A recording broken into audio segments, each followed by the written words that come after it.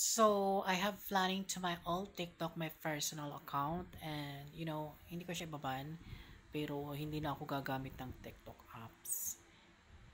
Simula ngayong 2024, right? I consider to, well, what happened in longer to me and this Los Philippines, whatever international, magbabawas na ako ng apps connection platform to our individual and personal lives. Siguro yung mga video ko dyan, mga pwito, you are imagining taking change your morality and living to me is love. I think you are imagination and shit.